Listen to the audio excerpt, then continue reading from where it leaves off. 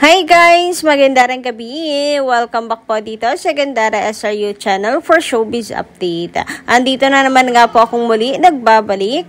Ang nagmamaganda ninyo kachismosang Kimpaw, wala na nga pong iba si Gandara upang magatid sa inyo ng latest update and fresh happenings patungkol kina Kim Chiu and Paolo Avellino. And para nga sa gabing ito, so ayan, mga challenges para kina Kim and Paolo pag-uusapan natin tungkol sa mga bali-balita at hinggil sa 2026 pa, no? Pero pinoproblema na po ng ilan.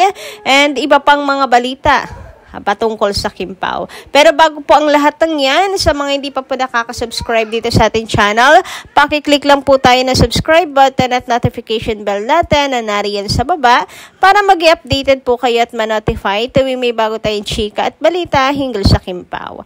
Basta po mga balita na may kinalaman kina Kim Chiu and Paolo Avellino, sagot na po natin yan.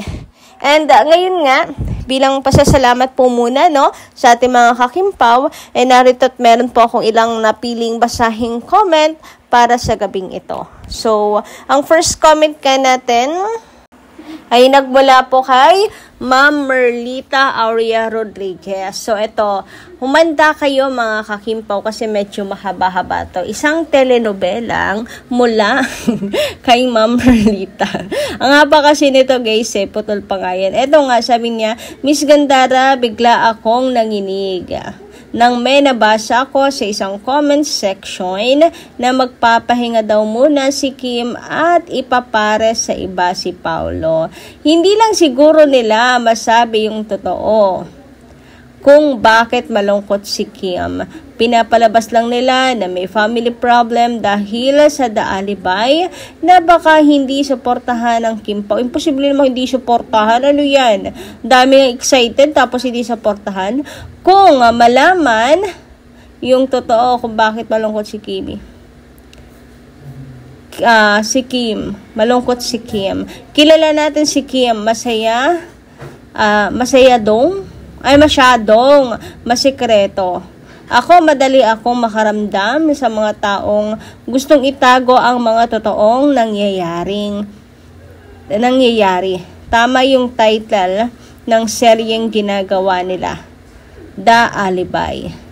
May nabasa pa nga ako na yung isa, ang Ilalove Team, ulit, ay parang alam ko na yan na nila, shock talaga ako, Gandara, na sa 2026 sinabi nilang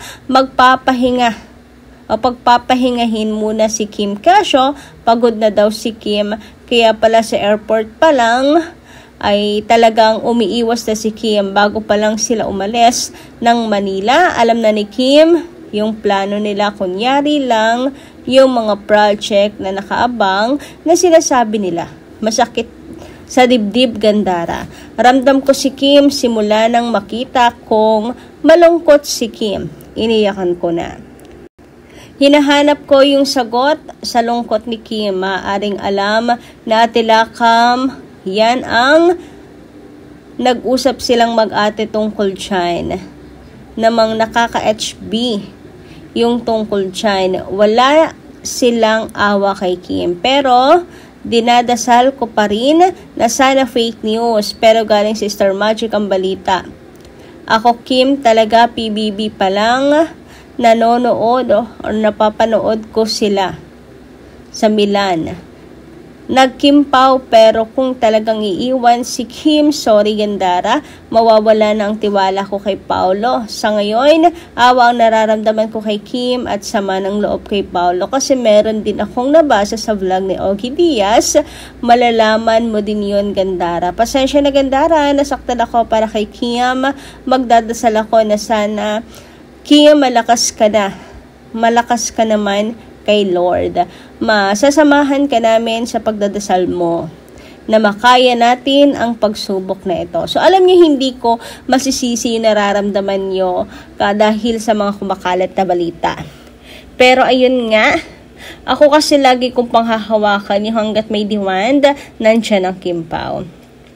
Alam niyo kasi, pwede rin namang, kung si Star Magic nang galing, pwede namang it's a strategy Kasi, para hindi maumay siguro ang mga tao.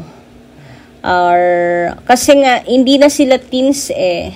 Pag teens talagang pinupush nila. Pero dahil adult, ewan ko kung may kinalaman yun doon, pero strategy para hindi maumay.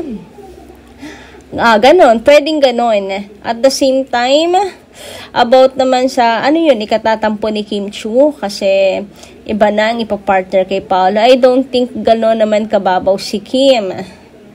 Para, ayun, basta alam niyo na yun. I don't think na ganon po kababaw si Kim, Madam Merlita. And napaka-imposible din na sinasabi ninyo na baka hindi suportahan ng Kim Pao fans na kinakabahan ang Star Magic.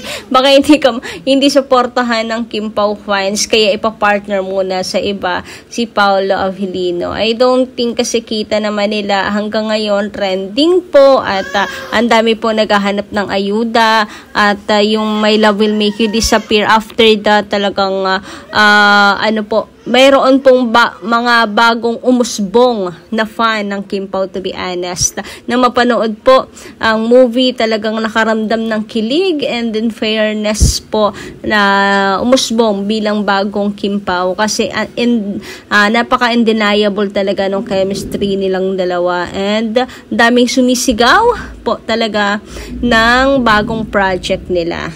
And hindi nila kukunin ulit for the alibi na napakabigat ng serye kung hindi sila naniniwalang kaya yung buhatin nila Kim and Paolo. For me, strategy lang talaga nila yan. Baka biglang may magwala na Kim Pao fans, mag-trend o mabuhay muli. Diba? Sinusubukan lang tayo. Pwede naman. Marami naman pong, alam nyo na, marami pong pwede pang magbago. Yun nga pong ibinalita na may project talaga. Yung nakapag-taping na nasimulan na, hindi pa natutuloy. Yan pa kayang balak pa lang. So, I think, strategy lang. For me lang naman po for me. Anyway, sabi naman dito ni Lolita Cebu, magandang gabi. Huwag nang pakinggan ng mga bashers. Yan, wala na talagang gagawin ng mga basher na yan, kundi ang siraan. Lalo pag nalaman nila na nagwawagi na naman ang Kim Pao. Baka hindi pa nila alam ng mga bashers na yan. Doon sa nakamit ng Kim Pao ay tsak na maluloka na ang mga bashers na yan. Basta ako naniniwala na sila na. Basta ipagdadasal na lang natin na ikasal din ang Kim Pao sa simbahan. God bless Kim Pao. Grabe nga naman yon. Thank you so much sa pampag-good vibes, Madam Lolita. Na wipe out na lang po natin yung mga bashers na yan sa buhay natin para hindi po tayo nai-stress. About naman sa posibilidad na talaga si Paolo ay makakapares ng ibang artista sa 2026, don't be selfish na lang kasi alam naman natin simula pa lang na artista po sila at may posibilidad ito na mangyari. Ang importante kasi sa akin, ang mas importante kasi sa akin ay ang nasa likod ng camera na legit na may totoong Kim Pao sa likod po ng camera. Sabi naman ni Maria Isa, yap, maganda ng gabi. Pao, walang iwanan ha, Pao. Sa'yo ko, giwan mo si Kim. Ano daw yun? Hindi ka na sa'yo, pag iniwan mo pala si Kim, hindi ka na makakakita ng artist gaya ni Kim. Simple lang at may mabuting kalooban. Kaya sayang, maalaga siya kay Pao. So, ayan. Anyway, dumako naman tayo dito sa adventure ng Kim Pao. Adventure, kasi alam naman po natin na action ang ginagawa po nila Kim and Paolo. And alam niyo yun, it's something new, lalo na po kay Kim Chiu. Kaya for sure, it's adventure para na rin po sa kanilang dalawa. Unusual na ginagawa nilang dalawa. Ano po, kaya maganda rin to. Maganda na mabisi rin sila para makalimutan yung problem, etc.